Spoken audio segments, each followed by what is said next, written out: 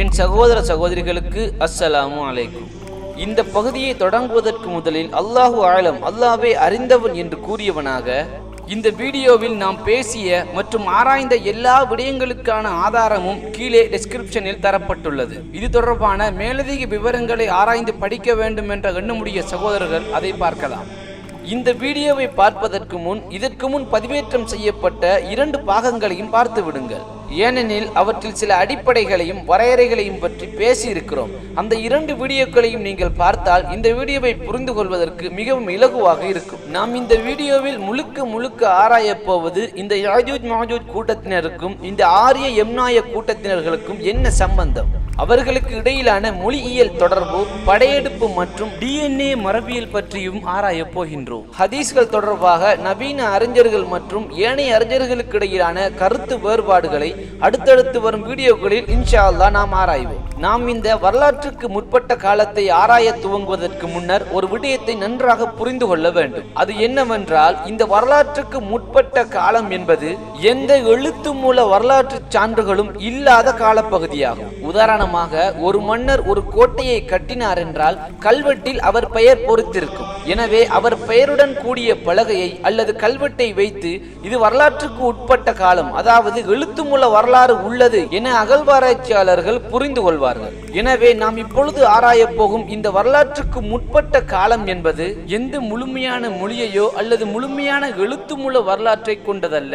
இது அடிப்படையில் மனித எழுமினுடைய எச்சங்கள், அவர்கள் பயன்படுத்திய உபகரணங்கள் மற்றும் ஆயுதங்களை அடிப்படையாக கொண்டு கட்டியெழுப்பப்பட்ட ஒரு வரலாறாகும். இது கிறிஸ்துவுக்கு முன் 1200 வருடங்களுக்கு முன்னர் உள்ள காலப்பகுதி என்றும் இதை ஆங்கிலத்தில் ப்ரீ ஹிஸ்டரி என்று அழைப்பார்கள். எனவே இது மொழிகளுக்கு முந்திய வரலாறாக இருப்பதனால் அல்லாஹு ஆலம், அல்லாஹ்வே அறிந்தவன், இதில் பல தவறுகளும் கட்டுக்கதைகளும் புரளிகளும் ஒரு சில உண்மைகளும் இருக்கலாம். எனவே இந்த வீடியோவை பார்க்கும் என் சகோதர சகோதரிகள் இந்த விடயத்தை கருத்தில் கொண்டு பார்க்கவும்.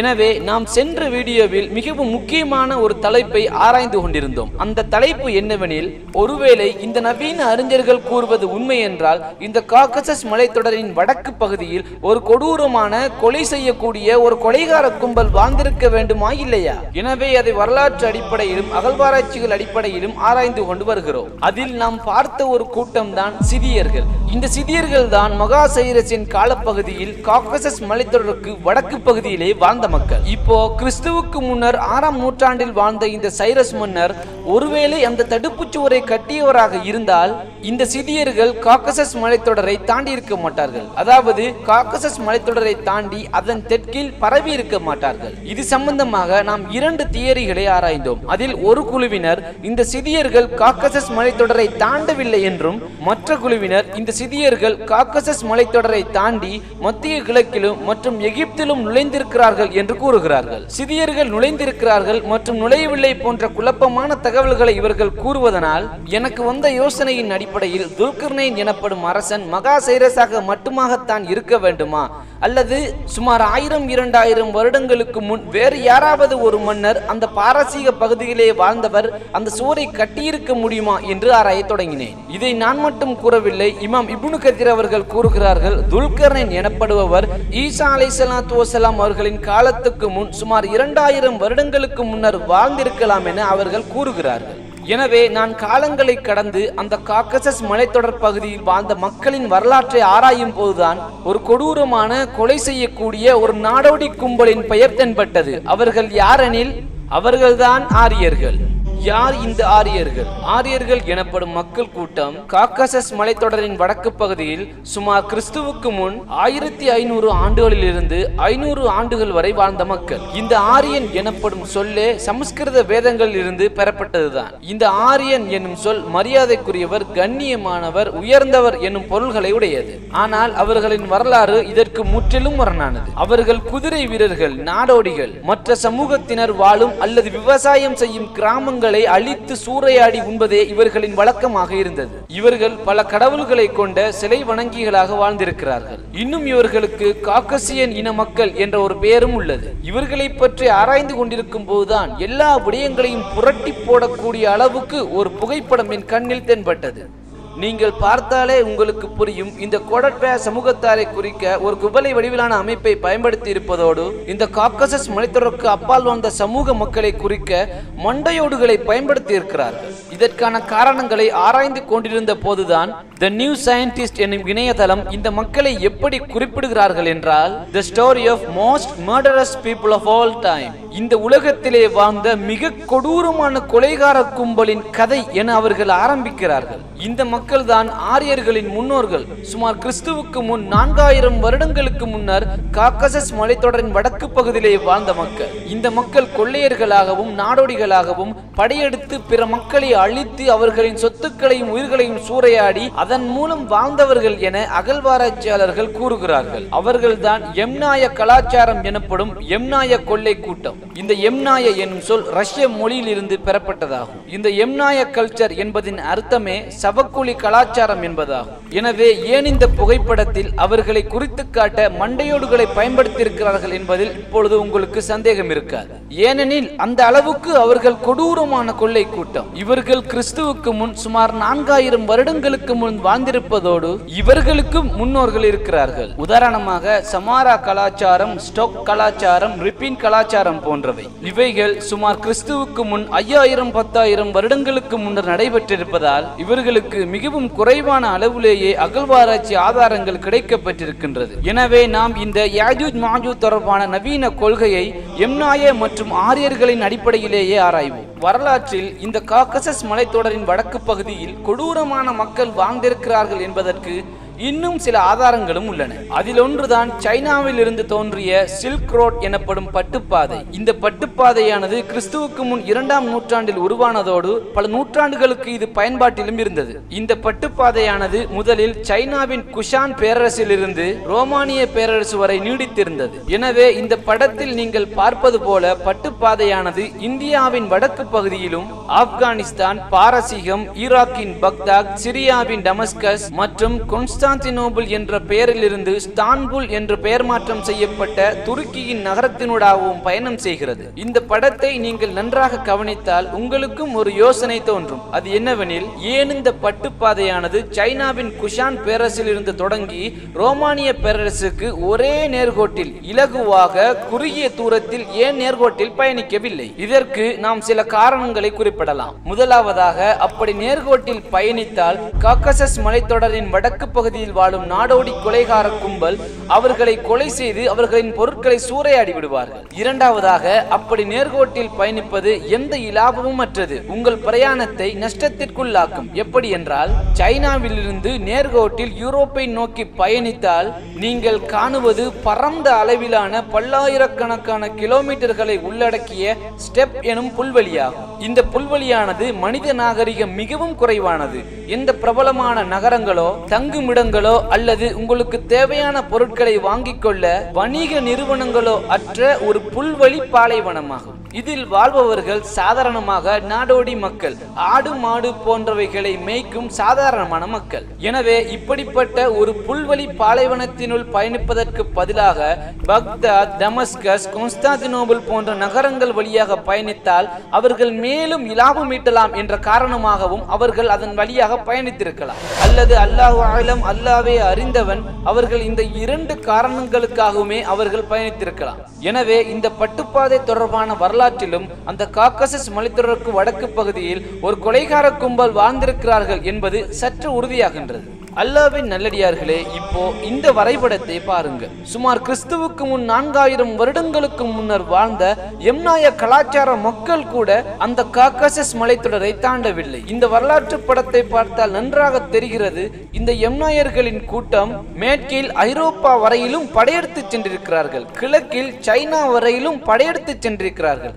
ஆனால் ஒரு சிறிய அளவில் கூட ஏன் அவர்கள் காக்கசஸ் மலைத்தொடரை தாண்டவில்லை?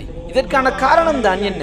அப்போ மறுபடியும் மகா சைரஸ் தான் இந்த சுவரை கட்டினார், அல்லது அவருக்கு பின்னர் வந்த டேரியஸ் தி கிரேட் எனப்படும் மகா டேரியஸ் இந்த சுவரை கட்டினார் என்று நீங்கள் கூறப் போகிறீர்களா? நிச்சயமாக அவர்கள் கட்டியிருக்கவே முடியாது. ஏன்? அவர்கள் தான் இன்னும் பிறக்கவே இல்லையே. அப்போ அவர்கள் கட்டவில்லை என்றால் கிறிஸ்துவுக்கு முன்னர் 4000 வருடங்களுக்கு முன்னர் வாழ்ந்த வேறு யாரோ ஒரு மன்னர் அந்த சுவரை கட்டியிருக்க முடியுமா?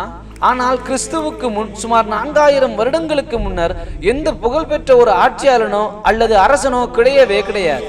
அப்படி என்றால் எங்கேயோ ஏதோ ஒரு தவறு இருக்கின்றது என்று யோசித்திருக்கும் போதுதான் அந்த அல்லாஹ் அஸ்ஸ வ ஜல் சுப்ஹானல்லாஹ், அல்லாஹ் மிக தூய்மையானவன், அல்லாஹ் அந்த சுவர் கட்டப்பட்ட காலத்தை கணிப்பதற்கு நமக்கு மிகச்சிறந்த ஒரு குறிப்பையும் தந்திருக்கின்றான். அது என்னவென்று இப்போ ஆராய்வோம். அந்த அல் குர்ஆன் வசனங்கள் துல்கர்னைன் கட்டிய அந்த தடுப்பு சுவரை பற்றி பேசும்போது கூறுகின்றது, துல்கர்னைன் அந்த தடுப்பு சுவரை கட்ட செம்பையும் இரும்பையும் பயன்படுத்தினார். சுப்ஹானல்லாஹ், எதை பயன்படுத்தினார்?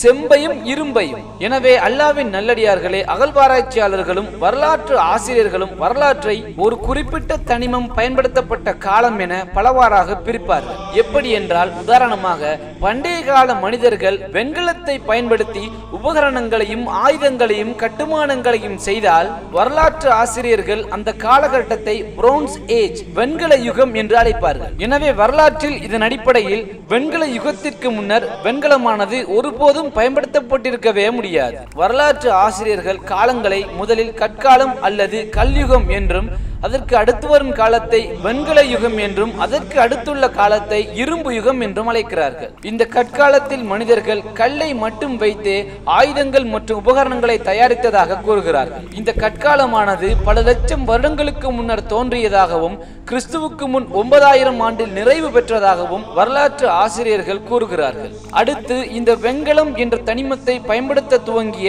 வெண்கல யுகம் என்பது கிறிஸ்துவுக்கு முன் 3000 ஆண்டிலிருந்து கிறிஸ்துவுக்கு முன் 1200 ஆண்டுகள் வரை நடைபெற்றதாக வரலாற்று ஆசிரியர்கள் குறிப்பிடுகிறார்கள். அதற்கு பின்னர் இரும்பு பயன்படுத்தப்பட்ட இந்த இரும்பு யுகமானது கிறிஸ்துவுக்கு முன் 1200ஆம் ஆண்டிலிருந்து கிறிஸ்துவுக்கு முன் 600 ஆண்டுகள் வரை நடைபெற்றதாக கூறுகிறார்கள். இதிலிருந்து ஒன்று மிக தெளிவாக தெரிகிறது, கிறிஸ்துவுக்கு முன் 1200 வருடங்களுக்கு முன்னர் எந்த இடத்தில் வாழ்ந்த எந்த ஒரு ஆட்சியாளனானாலும் எந்த ஒரு மன்னனானாலும் அந்த சுவரை கட்டியிருக்கவே முடியாது.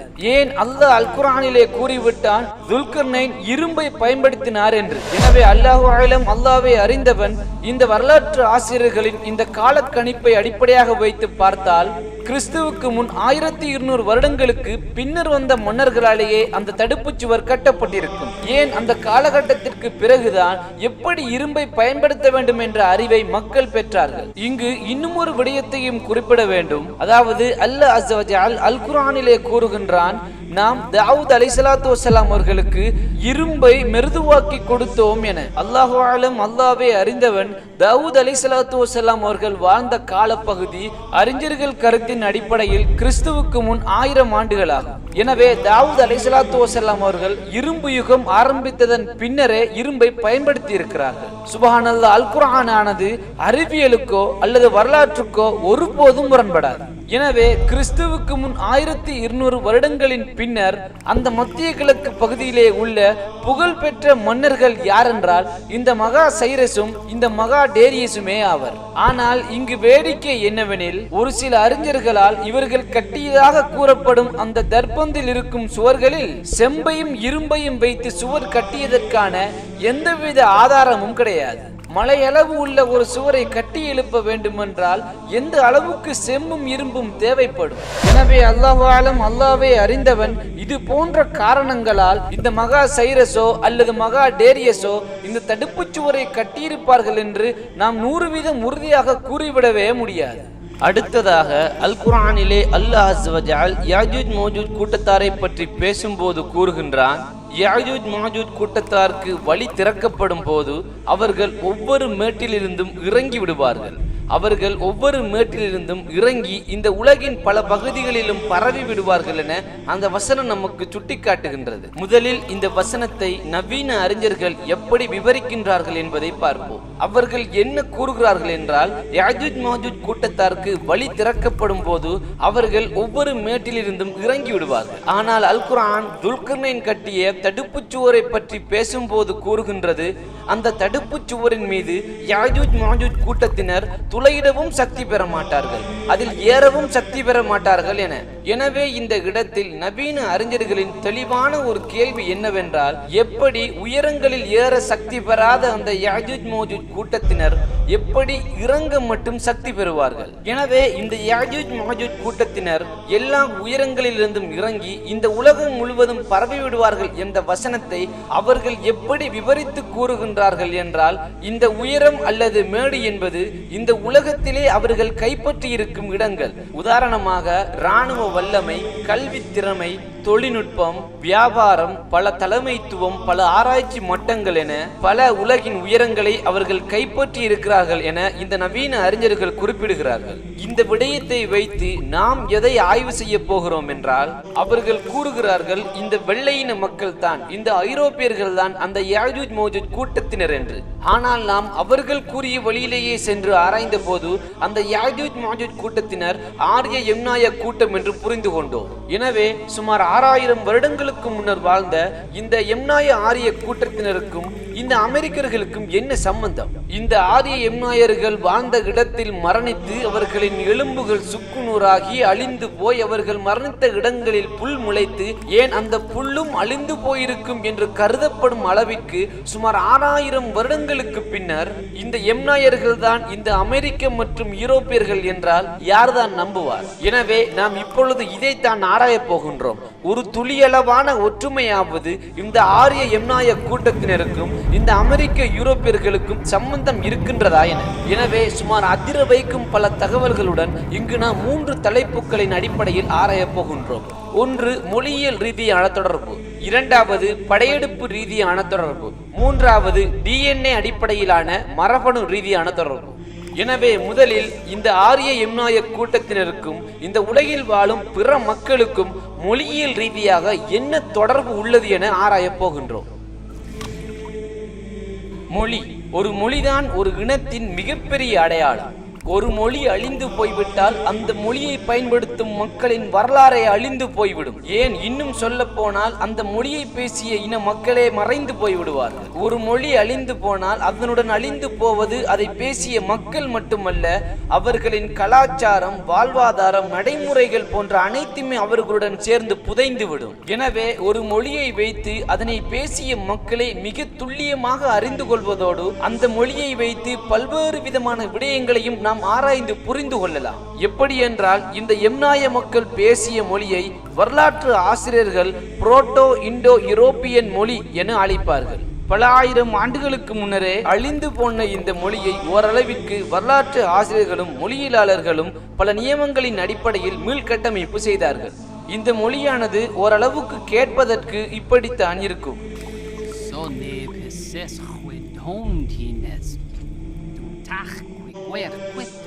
இந்த வார்த்தைகள் எம்னாயர்கள் பேசிய மொழிக்கு மிகவும் நெருக்கமானது என இந்த ஆய்வாளர் கருதுகிறார். இப்போ இந்த எம்னாய கூட்டம் பேசிய மொழியை ஆராய்வோம். உதாரணமாக அவர்களின் போக்குவரத்தை ஆராய்ந்தோமேயானால் அவர்கள் அச்சாணி, சக்கரம் போன்ற வார்த்தைகளையும், ஹெக்போஸ் என்ற வார்த்தையை குதிரைகளை குறிக்கவும், வோக்னோஸ் என்ற வார்த்தையை பல்லக்கு, வண்டி, தேர் போன்றவற்றை குறிக்கவும் பயன்படுத்தி இருக்கிறார்கள். எனவே இந்த சொற்கள் அவர்களின் மொழியில் உள்ளதென்றால் அவர்களின் வாழ்வாதாரத்திலும் இவைகள் இடம்பெற்றிருக்கும். எனவே இந்த எம்னாய கூட்டத்தினர் நாடோடிகளாகவும் குதிரை வீரர்களாகவும் தேரோட்டிகளாக வாழ்ந்திருக்கிறார்கள் என்பதில் எந்த சந்தேகமும் இல்லை. மேலும் இவர்களின் யுத்த குணத்தை குறிப்பிட்டு காட்ட இன்னும் சில வார்த்தைகளை பார்ப்போம். இவர்கள் யுத்தத்தை குறிப்பிட்டு காட்ட கோரோஸ் என்ற வார்த்தையை பயன்படுத்தி இருக்கிறார்கள். படைகளை குறிப்பிட கோரி என்ற வார்த்தையையும், சொதோம் என்ற வார்த்தையை ஆயுதம் அல்லது வாள்களை குறிப்பிட பயன்படுத்தி இருக்கிறார்கள். எனவே இதன் மூலம் அந்த மக்கள் யுத்தம் அல்லது யுத்தகலம் சம்பந்தமான விடயங்களுடன் தொடர்புடைய மக்கள் என நமக்கு உறுதியாகிறது. இப்போ இந்த இண்டோ யூரோப்பியன் மொழி பற்றிய மொழியியல் வல்லுநர்களின் கருத்துக்களை ஆராய்வோம். முதலில் இந்த உலகின் சனத்தொகையில் 46% மக்கள் இந்த இண்டோ யூரோப்பியன் மொழியை தான் பேசுகிறார்கள் என வல்லுநர்கள் கூறுகிறார்கள். உதாரணமாக யூரோப்பாவிலும் இந்தியா உட்பட ஏனைய தெற்காசிய நாடுகளிலும் வட அமெரிக்காவிலும் தென் அமெரிக்காவிலும் பல மனிதர்கள் இந்த மொழியை பேசுகிறார்கள் என அவர்கள் குறிப்பிடுகிறார்கள். எனவே எம்னாயர்கள் பேசிய புரோட்டோ இண்டோ யூரோப்பியன் மொழியிலிருந்து அதன் கிளைகளாக உருவாகிய இண்டோ யூரோப்பியன் மொழிகளை சுருக்கமாக இண்டோ யூரோப்பியன் மொழி குடும்பம் என அழைப்பார்கள். ஆகவே இந்த இண்டோ யூரோப்பியன் மொழி குடும்பத்தில் நமக்கு தெரிந்த பல மொழிகள் உள்ளன. உதாரணமாக அந்த மொழிகளை ஆராய்ந்தோமேயானால் இந்தியாவில் சமஸ்கிருதம் உட்பட ஹிந்தி, குஜராத்தி, பஞ்சாபி போன்ற பல மொழிகளும், யூரோப்பில் இங்கிலீஷ் உட்பட ஆர்மேனியன், ரஷ்யன், பிரெஞ்சு, கிரீக் போன்று பல மொழிகள் பேசப்படுகின்றன. இன்னும் வட அமெரிக்காவிலும் தென் அமெரிக்காவிலும் பேசப்படுகின்றது. எனவே படத்தில் உள்ளது போல இந்த புரோட்டோ இண்டோ யூரோப்பியன் மொழி என்பது பல கிளைகளை உள்ளடக்கியது. அதில் அழிந்து போன மொழிகளும் உண்டு, இன்னும் பேசப்படுகின்ற மொழிகளும் உண்டு. இந்த புரோட்டோ இண்டோ யூரோப்பியன் மொழியிலிருந்துதான் அதன் கிளைகளான இண்டோ யூரோப்பியன் மொழிகள் உருவானது என்பதற்கு மொழியியல் வல்லுநர்கள் கொடுக்கும் ஒரு சில சொற்கள் அடிப்படையிலான உதாரணங்களை ஆராய்வோம். உதாரணமாக இந்த கொண்டு செல் என்ற வார்த்தையை ஆராய்ந்தோமேயானால் அது சமஸ்கிருதத்தில் பஹார் என்று அழைக்கப்படுவதோடு அது புராதன கிரேக்க மொழியில் பார் என்றும், லத்தீன் மொழியில் ஃபேர் என்றும், கோத்திக் மொழியில் பைர் என்றும் அழைக்கப்படுகிறது. இன்னும் அது பழைய ஆங்கிலத்தில் பேர் என்றும் அழைக்கப்படுகிறது. இந்த எல்லா மொழி சொற்களும் புரோட்டோ இண்டோ யூரோப்பியன் மொழியின் பெஹர் என்ற சொல்லிலிருந்து பெறப்பட்டதாகும். எனவே நண்பர்களே, ஒன்றை மட்டும் நினைவில் வைத்துக் கொள்ளுங்கள். இந்த சொற்களை உச்சரிக்கும் போது என்னால் மிக துல்லியமாக உச்சரிக்க முடியவில்லை. என்னால் எவ்வளவு முடிந்ததோ அவ்வளவே உச்சரித்தேன், அல்ஹம்துலில்லாஹ். இவற்றுக்கு இன்னும் ஒரு உதாரணமாக மரம் அல்லது மரப்பலகை என்ற சொல்லை ஆராய்வோம். மரம் அல்லது மரப்பலகையை குறிக்க இண்டோ யூரோப்பியன் மொழியில் டோரு அல்லது ட்ரேவு என்று அழைப்பார்கள். பழைய ஆங்கிலத்தில் த்ரேயோ என்றும், கோத்திக் மொழியில் த்ரீயு என்றும், புராதன கிரேக்க மொழியில் டோரு என்றும், சமஸ்கிருதத்தில் தாரு என்றும் அழைக்கப்படுகின்றது. இது போன்று பல உதாரணங்களை அதற்காக குறிப்பிடலாம்.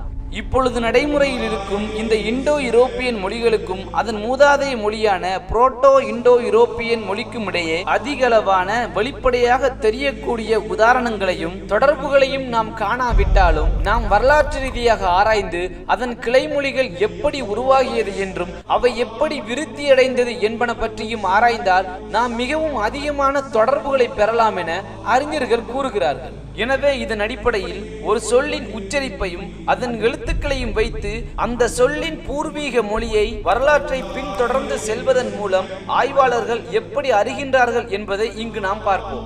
ஆங்கில மொழியில் இரு அல்லது இருத்தல் என்ற அர்த்தத்தை தரும் இஸ் என்ற வார்த்தையை எப்படி ஆராய்கிறார்கள் என்பதை பார்ப்போம். காலத்திற்கு காலம் இந்த வார்த்தையானது ஆங்கிலம், ஆர்மேனியன், லத்தீன், கிரீக், சமஸ்கிருதம், இறுதியில் புரோட்டோ இண்டோ யூரோப்பியன் மொழியை எப்படி அடைந்தது என பார்த்தோம். இப்பொழுது ஃபாதர் என்ற வார்த்தையை பார்ப்போம்.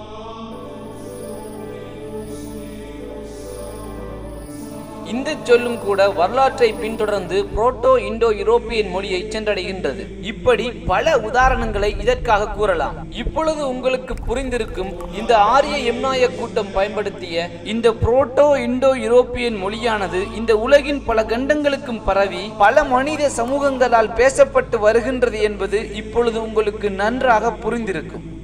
இப்பொழுது ஒரு கூட்டத்தினர் பேசும் மொழி இன்னொரு கூட்டத்தினருக்கு பரவல் அடைகின்றது என்றால் அது வெறும் மொழியாக மட்டும் பரவல் அடையாது. அந்த மொழியை பேசுகின்ற மக்களின் கலாச்சாரத்தையும் அவர்களின் வாழ்வியலையும் சேர்த்து கொண்டு அது பரவலடையும். இப்போ இந்த முத்திரையை நன்றாக பாருங்கள். எங்கேயோ பார்த்தது போல் உள்ளதா? ஆம், நிச்சயமாக நீங்கள் பார்த்திருப்பீர்கள். இதுதான் த ஓல்டஸ்ட் ஆரியன் சிம்பிள் எனப்படும் மிக பழமை வாய்ந்த ஆரியர்களுடன் சம்பந்தப்பட்ட ஸ்வஸ்டிகா முத்திரையாகும். இது சுமார் 11,000 வருடங்கள் பழமையானது என்றும் சிலர் கூறுகிறார்கள். இந்த முத்திரையை நீங்கள் இந்து மதத்திலும் அது தொடர்பான கலாச்சாரங்களிலும் பார்த்திருப்பீர்கள். இப்பொழுது இந்த முத்திரை யாரின் கைகளில் உள்ளது என பாருங்கள். அஸ்ஸலாமு அலைக்கும் நண்பர்களே, நம் சகோதர சகோதரிகள் கேட்டுக்கொண்டதற்கிணங்க இந்த நவீன யாஜூஜ் மாஜூஜ் என்ற தொடரின் 3வது பாகத்தை இலகுவாக பார்ப்பதற்காக 2ஆக பிரித்துள்ளோம். நீங்கள் அடுத்த பாகத்தை கீழே உள்ள டிஸ்கிரிப்ஷனில் அல்லது உங்களுக்கு முன்னே உள்ள ஸ்கிரீனில் பார்க்கலாம். ஜஸாக்கல்லாஹு ஹைரா.